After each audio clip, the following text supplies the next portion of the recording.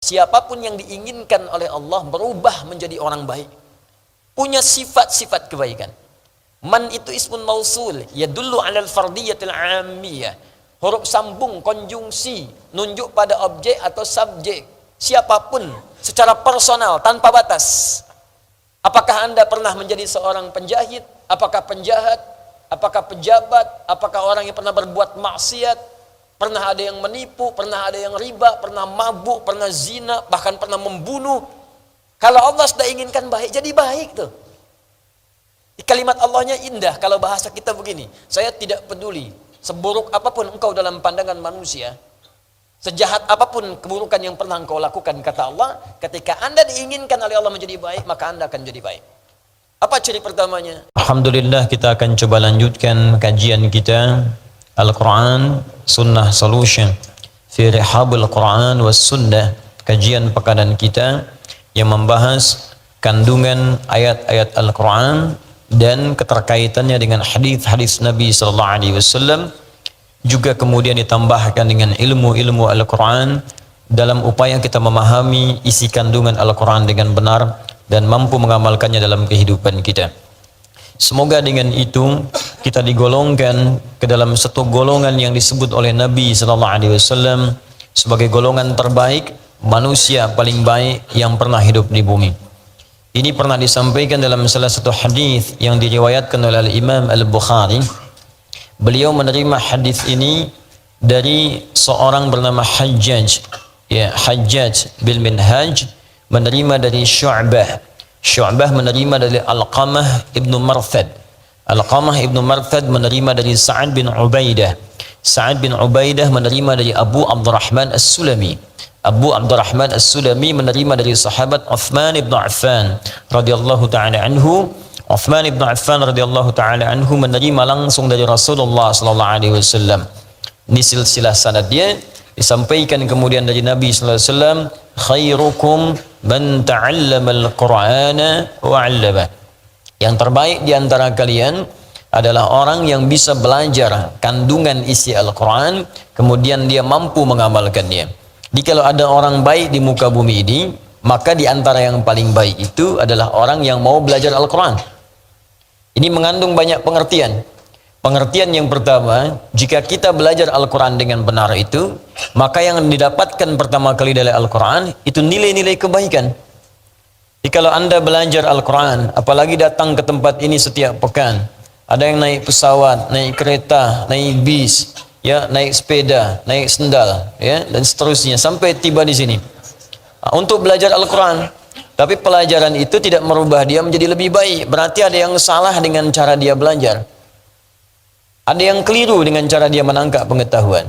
Sebab seorang yang belajar Al-Quran itu ciri pertamanya, kata Nabi, langsung Nabi yang sebutkan, ciri pertamanya Al-Quran yang ia pelajari akan merubah kepribadiannya, memiliki sifat dan sikap yang baik dalam kehidupan. Jadi kalau antum sudah mengaji di sini, sudah mengaji di sini, pulang dari sini, itu ada perubahan kebaikan.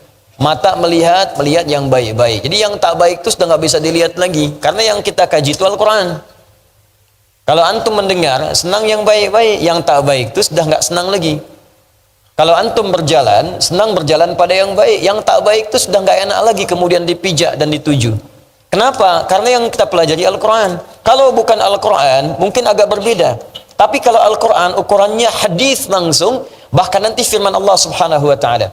Di dalam Al-Quran surah ke-35 Fatir, di ayat ke-32, ya paling kiri sebelah atas di mushaf. Allah membagi nanti pelajar Quran itu pada 3 bagian. Ya, ada pelajar yang tidak sukses, ada pelajar menuju sukses, ada pelajar yang sukses. Ya, thumma awrathna al-kitaba alladhina istafaina min ibadina. Kemudian kami wariskan isi Al-Quran itu, kandungannya itu kepada hamba-hamba terpilih di antara sekian hamba kami. Masya Allah. Jadi kalau antum datang ke sini belajar Al-Quran, antum tuh bukan sekedar datang, Anda dipilih oleh Allah. Betapa banyak orang hidup sekarang di muka bumi. Kenapa Anda yang terpilih ke sini? Kenapa Anda yang datang? Kenapa Anda mau belajar? Investasi waktu, tenaga, ya, juga biaya dan sebagainya. Mau berangkat. Kalau bukan Allah yang gerakan, siapa yang bisa meringankan langkah kita untuk berada di sini? Jadi kalau Allah sudah pilih, Anda kemudian harus yakin dengan pilihan itu. Saya memilih Anda mengerjakan sesuatu, Anda tidak kerjakan dengan baik, bukankah saya kecewa? Allah memilih Anda untuk berubah jadi baik, Andanya nggak jadi baik. Bagaimana kemudian Allah menyikapi itu semua? Jadi kalau Allah sudah pilih Anda untuk berubah menjadi baik, Anda sendiri tidak memilih baik, berarti bukan Allahnya yang salah. Anda sendiri yang menghambat diri sendiri untuk berubah menjadi baik. Maka bertakwalah kepada Allah, senangi diri kita, berbahagialah. Karena ketika Anda sudah mulai berada di majlis ilmu dengan ustaz manapun, maka itu tanda pertama Allah menginginkan kita berubah menjadi orang baik. Itu ada di dalam hadis Al-Bukhari dari sekitar 97 pembahasan. 97 kitab di hadis Al-Bukhari. Di kitab ketiga namanya Kitabul Ilmi. Kitab pertama Kitab Bad'ul Wahyi, yang kedua Kitabul Iman, yang ketiga Kitabul Ilmi, nomor hadis 71. Ya, paling kiri sebelah atas di kitabnya jilid yang pertama.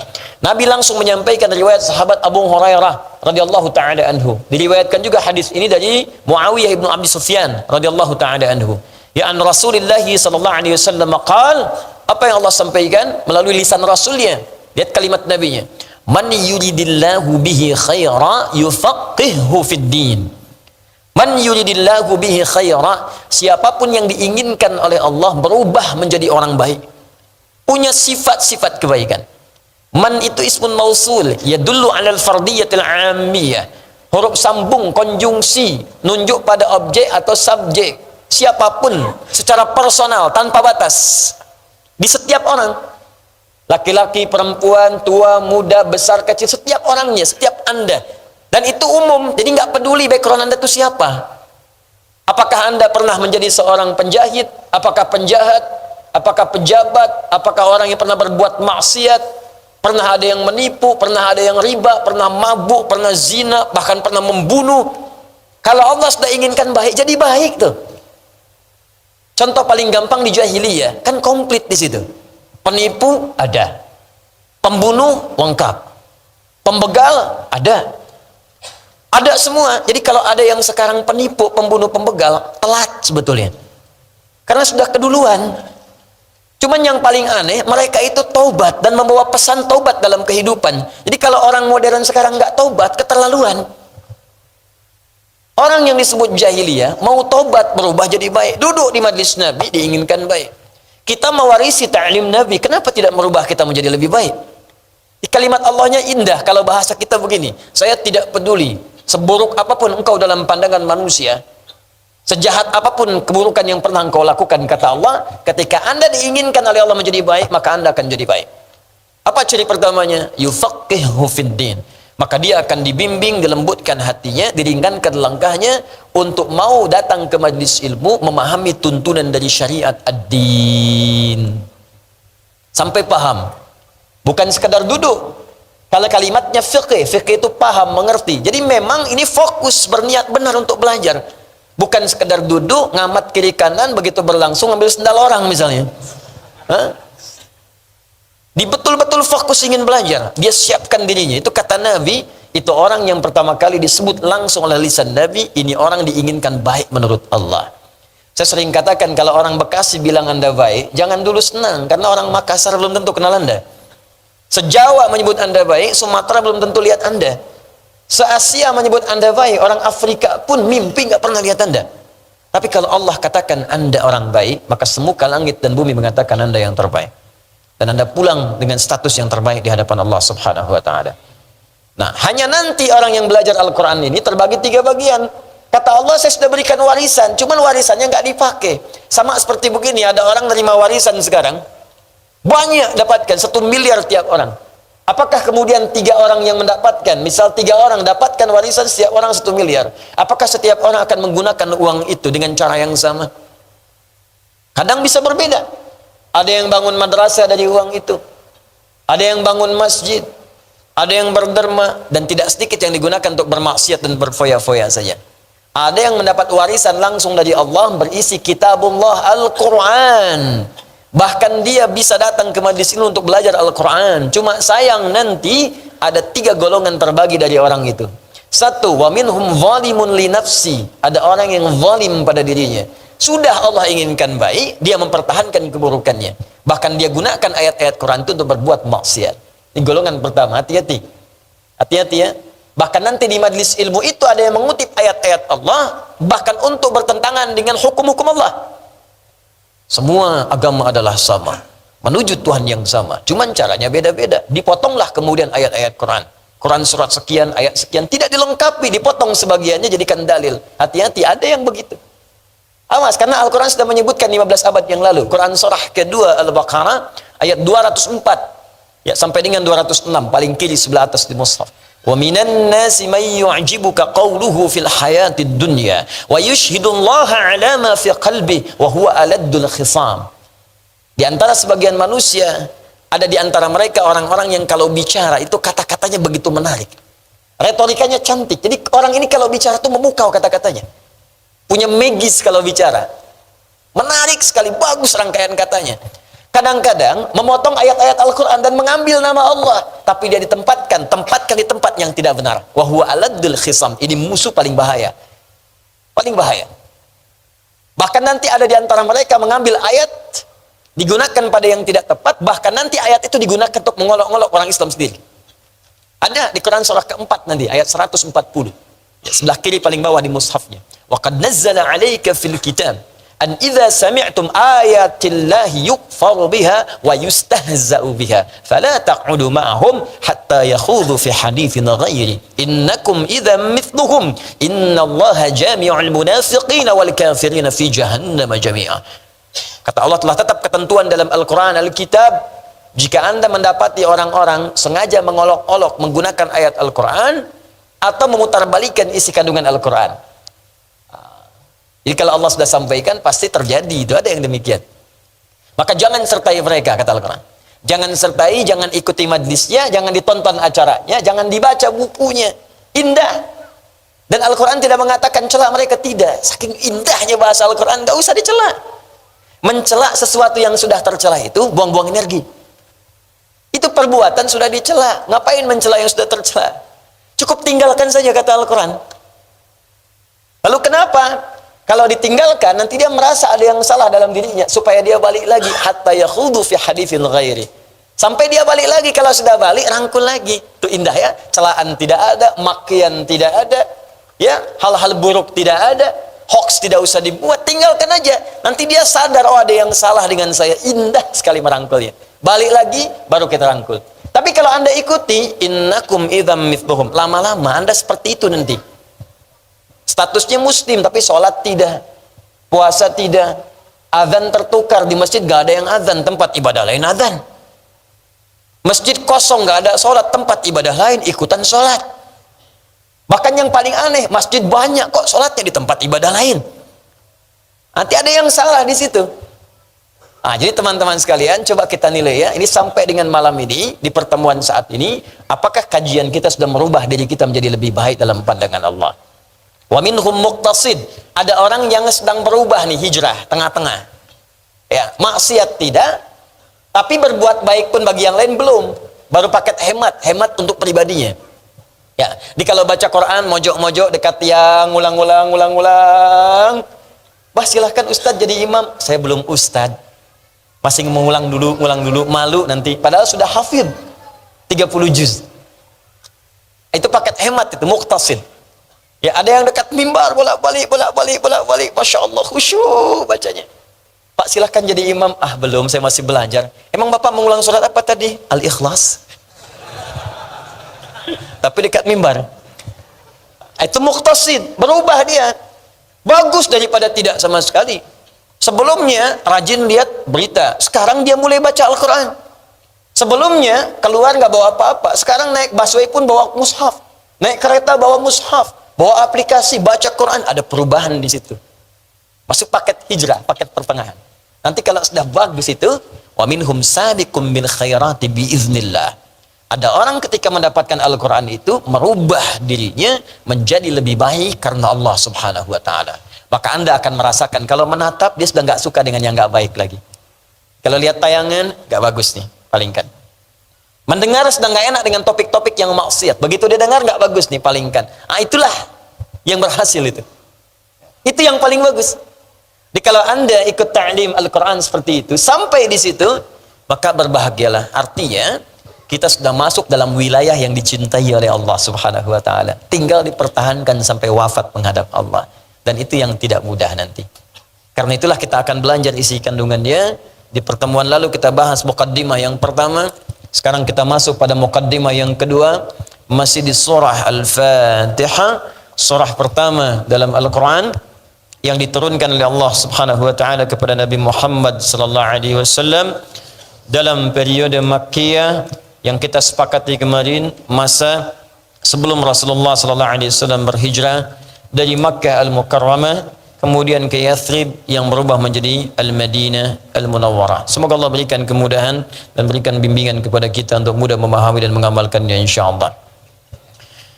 Baik, di pertemuan yang lalu kita telah belajar membaca dari sebagian kitab tafsir, khususnya yang dituliskan oleh Al-Imam Ibn Kathir dalam tafsirnya kitab Al-Quranul Azim atau Tafsirul Quranil Azim yang sering dikenal dengan tafsir Ibn Kathir. Di pertemuan lalu kita telah bahas bahwa Al-Fatihah memiliki banyak nama. Ya, itulah namanya itu. Ada anak tadi yang menyampaikan, betul katanya, baik ya. Itu bahasa baik. Namanya ada 10 nama setidaknya yang tercatat dalam kitab-kitab tafsir disampaikan oleh para ulama. Di pertemuan lalu sudah kita bahas ada Ummul Kitab, ada Asasul Quran, ada Al-Kafiyah, ada Asy-Syafiyah, ada Ar-Ruqyah ya yang telah kita bacakan, ada As-Salah, ada Al-Hamdu, ada Asy-Syifa. Setidaknya ulama menghimpun ada 10 nama yang terkait dengan nama Al-Fatihah. Baik, saya bacakan kaidah dulu ya dalam ilmu tafsir. Nanti kita praktikkan di setiap nama-nama Al-Quran. Di kaidah Arab itu, dimanapun, bukan hanya Al-Quran. Jika seseorang memiliki atau sesuatu memiliki nama sifat yang baik-baik, lebih daripada satu, ini menunjukkan bahwa orang itu atau apa yang sedang dibincangkan itu sifatnya istimewa. Contoh begini, ada orang misalnya namanya Ahmad. Ahmad ini punya sifat jujur, sabar, tawadhu', qanaah, dermawan. Saya tanya pada anda, Ahmad dia orang baik tidak? Baik, bukan sekedar baik, istimewa. Karena dia mencakup hampir semua jenis-jenis sifat-sifat kebaikan. Kalau ada orang jujur, dia jujur. Kalau ada orang tawadhu', beliau tawadhu'. Kalau ada orang sabar, beliau sabar. Kalau ada orang qanaah, dia qanaah. Begitu mencakup semua sifat-sifat ini menunjukkan orang itu istimewa. Kan ada orang jujur tapi kurang sabaran, ada. Ada orang sabar tapi kurang jujur. Banyak. Pencuri itu sabar banget tapi jujur tidak. Hah? Ada 2 orang mencuri, yang satu bosnya, satu yang baru masuk gitu, sedang di training ya. ngambil motor, kecepatan cuma 3 detik, dia udah 4 detik belum selesai. Bos gimana nih? Sabar, terusin aja. Sabar, anda bayangkan ya, sabar tapi nggak jujur.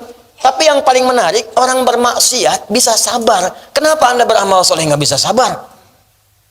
Itu sekarang banyak terjadi tuh. Orang bermaksiat bisa sabar, kenapa anda berbuat taat gak bisa sabar? Nonton bola bisa sabar, nungguin sampai alarm di setel, kopi disiapkan, kacang Garuda dan macam-macamnya hadir semuanya, ada semua, nungguin bola final, menang, menangis jagoannya, kalah. Untuk nungguin bola, kenapa untuk tahajud tidak bisa anda lakukan seperti itu? Kenapa kita tidak bisa bersabar dalam kemuliaan? Kenapa tidak bisa sabar untuk mengerjakan sholat? Dan dunia itu memang untuk tempatnya sabar untuk beramal soleh. Makanya orang sabar ketika beramal soleh, sabar dalam sholat, sabar dalam menghafal Al-Quran, sabar dulu. Nanti setelah dihafalkan selesai itu, kenikmatannya tidak akan pernah terbatas dalam kehidupan. Sujud antum ketika selesai 30 juz itu, sujud, menangis. Bukan cuma anda telepon ke orang tua, ma, sekarang apa? Kakak sudah apa? Kenapa? Kakak sakit. Bukan, mah. Alhamdulillah. Kenapa? Kakak sudah hafal 30 juz. Allahu Akbar di sana. Mama kenapa? Allahu Akbar, sujud langsung turun. Air matanya berderai keluar, seakan-akan mendapati sesuatu yang lebih daripada dunia dan seisinya. Enggak. Tapi sabar gitu. Sabar menghafal, sabar bangun malam sampai tiba kenikmatan itu. Dulu-dulu mau bangun malam susah gitu. Kan saya sering katakan setel alarm itu sampai 3 kali, Anda bayangkan. Mau bangun jam 3, setel alarm dari jam 2, jam 2, 2:04, 2:30. Betul, alarm pertama mematikan alarm kedua. Alarm kedua diset mematikan alarm ketiga. Alarm ketiga belum tentu bangun. Tapi kalau sudah nikmat, ketinggalan 1 malam, Anda bisa menyesal seumur hidup.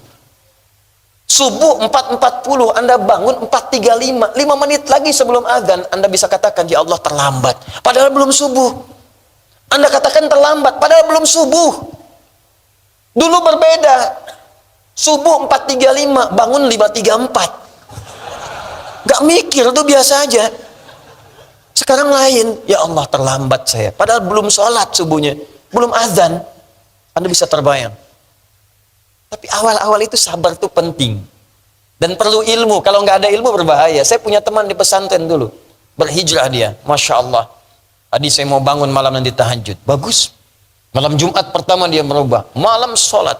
Lama dia sholat itu. Masya Allah. Ya Allah, mudah-mudahan dia berubah jadi baik. Saya bilang kan. Subuh saya berangkat ke masjid. Saya lihat dia tidur. Saya bangunkan, ayo. Ya. Berangkatlah saya. Pulang dari masjid. Posisi nggak berubah. Tidur juga. Saya pikir teman saya udah sholat nih. Ya sudahlah, bismillah. Karena hari libur, Jumat di pesantren. Jam 9, saya masih lihat tidur. Saya bangunkan. Kamu sudah sholat subuh belum? Dia bilang, Adi, gimana sih kamu? Saya sudah jamak tadi dengan tahajud. Saya sudah jamak dengan tahajud. Hijrah itu penting. Iman itu dibutuhkan. Tapi ilmu itu juga mendukung. Jadi kalau berhijrah tanpa ilmu, berantakan antum. Paham ya? Saya sudah jamak dengan tahajud. Nah, ini penting saya sampaikan untuk poin-poin ini supaya kita mengerti gitu. Ada sesuatu yang mesti berubah dalam kehidupan kita. Cuman dasarnya mesti lebih baik. Mesti ada perubahan-perubahan menuju lebih baik daripada hari-hari sebelumnya. Nah, saya ingin kembalikan tadi. Jadi kalau ada nilai-nilai kemuliaan itu ditunjukkan pada seseorang, ini nampak salah satunya dengan banyaknya nama-nama sifat yang melekat kepadanya. Nah, makanya kejarlah dengan sabar. Sabar, sabar, sabar. Sambutan malaikat kepada ahli surga saat mulai pertama masuk surga itu kalimat sabar. Ya, salamun alaikum bima sabartum fa ni'ma uqbaddar. Quran surah ke-13 ayat 24. Selamat ya, Anda bisa masuk surga kata malaikat. Dan nanti ada amalan spesial yang ketika Anda masuk semua malaikat mengunjungi ke tempat Anda. Masya Allah, selama ini yang mengunjungi ustadz pun belum tentu datang ke rumah Anda. Yang datang mungkin tetangga, itu pun kalau kenal. Tapi di langit nanti siapkan oleh Anda. Gak apa-apa, manusia gak kenal saya selama di dunia. Gak pengen saya ria. Di akhirat, malaikat yang kunjungin Anda. Ya. Jannatu addin yadkhulunaha wa man salaha min abaihim wa azwajihim wa dhurriyyatihim wal malaikatu yadkhuluna alaihim min kulli bab salamun alaikum bima sabartum. Ada ahli surga yang bisa menggandeng seluruh anggota keluarganya. Dia jadi pemimpin untuk keluarga besarnya ke surga. Dia pakai mahkota, pakai jubah, pakai gelang-gelang emas, bajunya bagus, mahkotanya indah. Dia gandeng bapaknya, ibunya, istrinya, semua keluarga besarnya di belakang ikut. Begitu masuk surga ditengok oleh semua malaikat. Tadinya berbaris di pintu surga. Setelah itu datang berkunjung, ucapkan selamat, selamat, selamat, selamat. Masya Allah. Datang malaikat Jibril, datang malaikat Mikail, malaikat maut juga.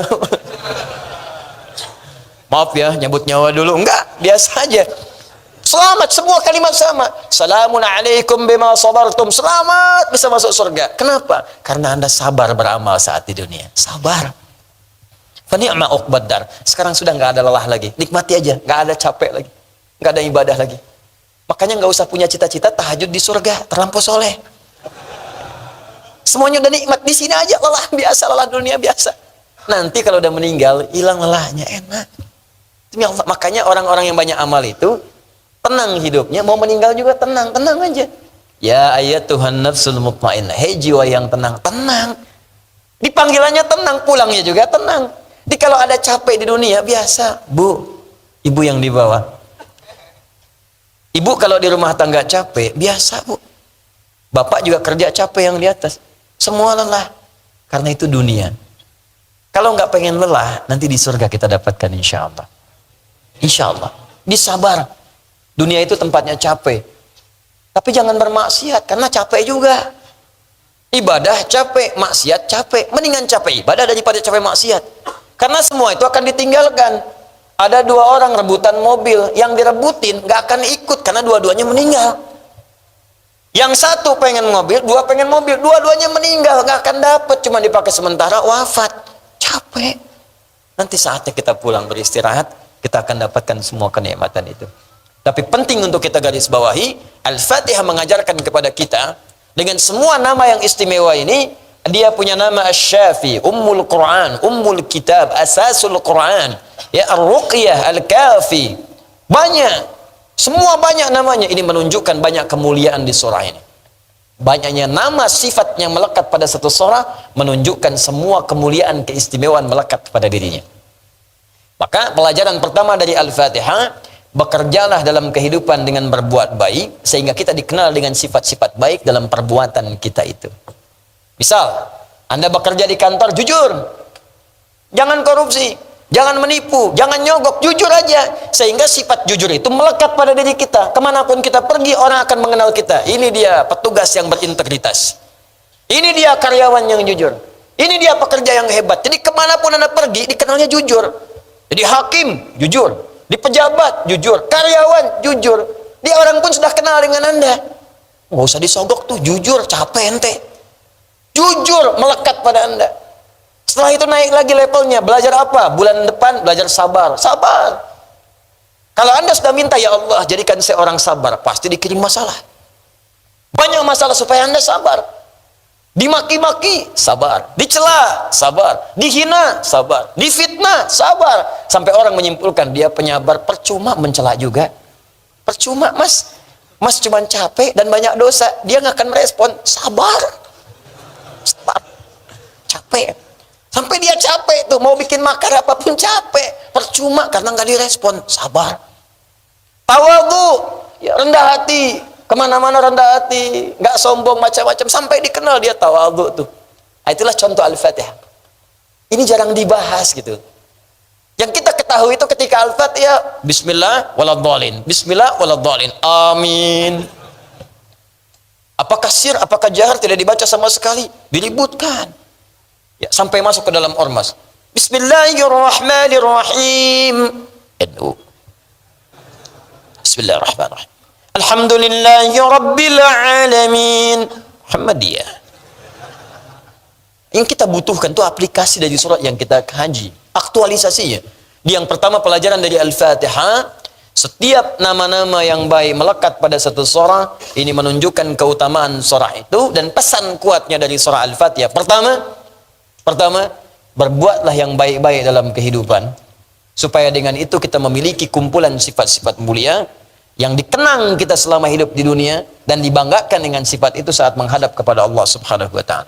Karena itu di antara mukjizat yang melekat kepada Rasulullah Muhammad sallallahu alaihi wasallam, sejak mulai dilahirkan, semua nama beliau itu bentuknya sifat. Sifat. Di Nabi Muhammad itu sebelum lahir sudah punya mukjizat. Saat lahir punya mukjizat. Tumbuh berkembang ada mukjizat. Sampai remaja punya mukjizat. Dilantik jadi nabi saat akan menikah dapat mukjizat. Dilantik jadi nabi rasul, turun kemudian mukjizat terbesar untuk menetapkan beliau rasul. Di tanda-tanda kenabian sudah ada semua dan semua diabadikan dalam Al-Quran dan Sunnah. Nggak ada nabi seperti itu kecuali Nabi Muhammad SAW. Saya tunjukkan kepada Anda, belum lahir sudah ada mukjizat. Apa mukjizatnya? Sudah didoakan oleh rasul-rasul sebelumnya langsung dengan isyarat nama dan kemuliaan. Nabi Ibrahim alaihissalam, Nabi Ismail alaihissalam, alaihimassalam, itu kan sering saya katakan, beliau itu 30 generasi. Datuk Nabi, kakek Nabi, ke-30. Setiap generasi bisa ribuan tahun ke situ.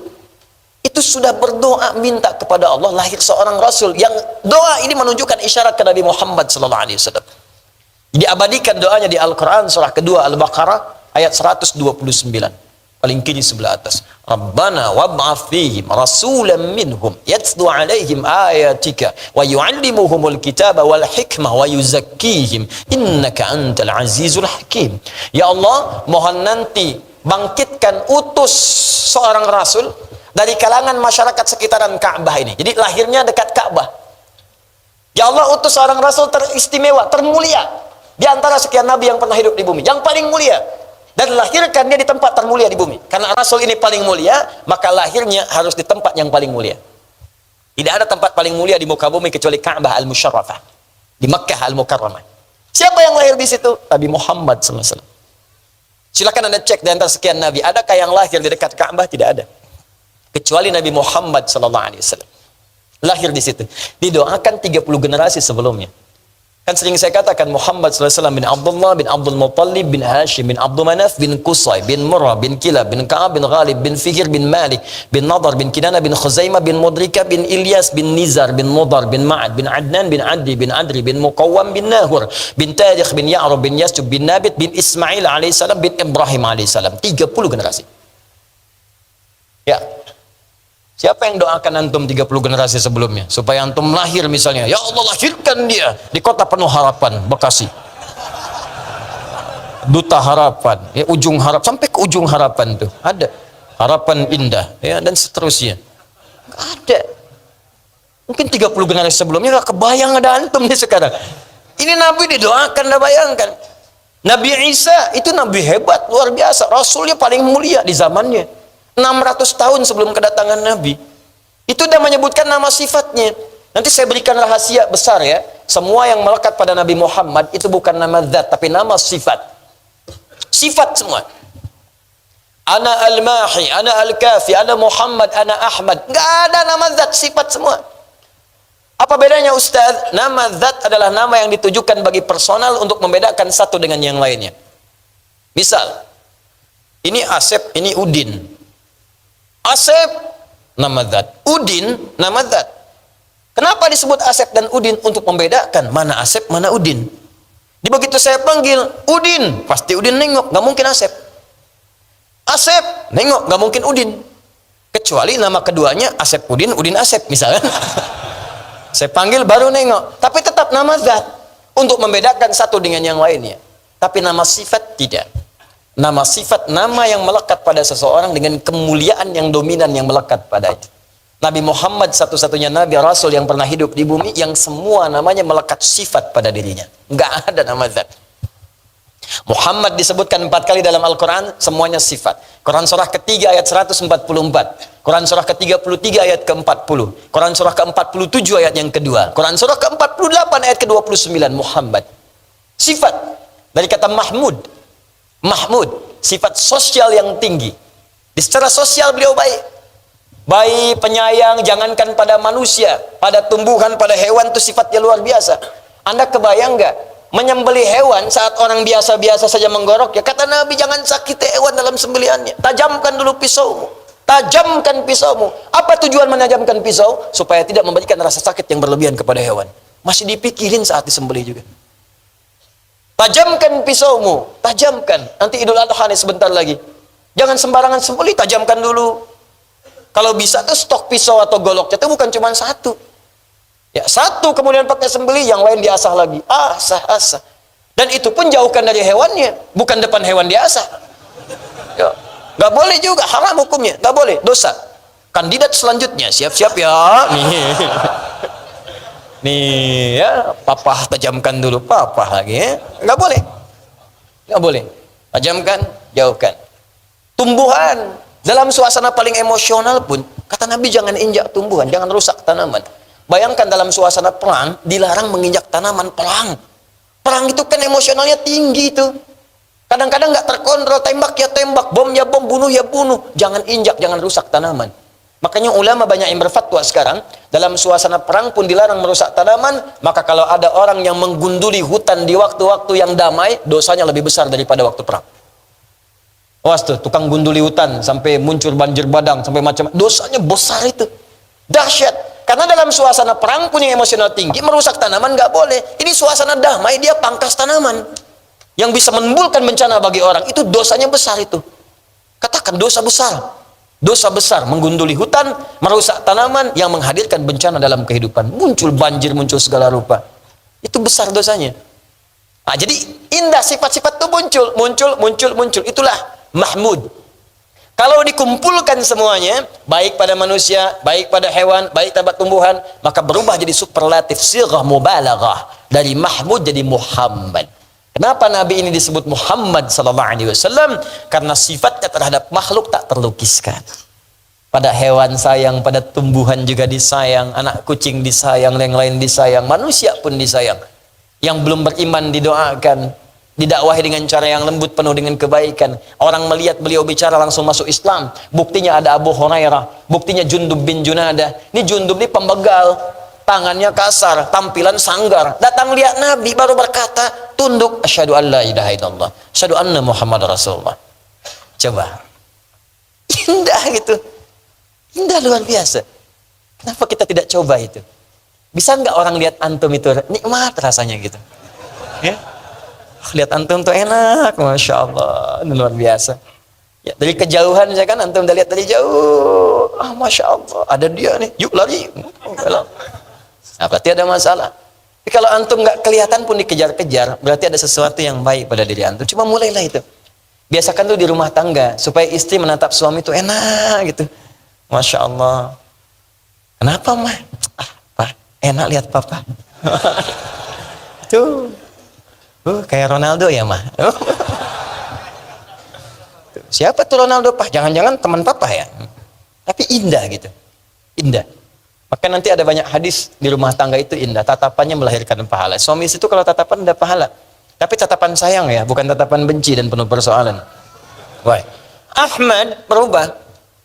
Ahmad itu sifat kemuliaan secara vertikal. Dari kata Hamid namanya. Hamid.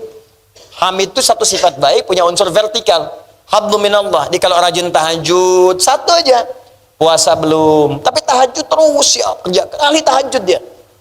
Orang misalnya bangun jam 3, dia jam 2 bangun. Kadang tidur cuma 2 jam. Ngejar tahajud aja. Bangun. Zikir setelah itu. Puasa? Tidak. Hafalan Quran? Belum banyak. Tapi tahajud luar biasa. Kadang-kadang bawa mushaf, baca. Ahli tahajud. Satu ibadah, yang lain belum. Hamid. Ada ahli puasa, tahajud belum konsisten. Bangun, kadang terlambat. Subuh, iya. Tapi puasa, gak ketinggalan. Apalagi sahurnya. Ya, kejar. Dari Senin, Kamis, Ayamul Bid, sampai puasa Daud, Anda bayangkan. Hamid. Tapi kalau Anda dapatkan, maaf ya, rajin tahajud, rajin puasa, rajin baca Al-Quran, terkumpul semua, maka dirubah kalimatnya dari Mahmud, Hamid, dari Hamid jadi Ahmad namanya. Ahmad. Kenapa Nabi Isa menyebut Rasulullah SAW dengan nama Ahmad di surah 61 ayat yang ke-6? Wa mubashshira bi rasulin ya'ti min ba'di ismuhu Ahmad. Ya, umatnya menduga Nabi Isa ini rasul terakhir yang turun di bumi. Karena ada ramalan di kitab-kitab itu, rasul terakhir itu sifatnya punya sifat kasih yang dalam. Dan Nabi Isa punya kemiripan dengan Nabi Muhammad di situ. Sama-sama penyayang, punya sifat kasih. Lewat di sungai ada bangkai hewan. Ya, bangkai hewan sudah busuk, muridnya mengatakan, "Guru, bau sekali di bangkai." Kata Nabi Isa, Yesus Al-Masih, kata beliau, "Ih, putih benar giginya."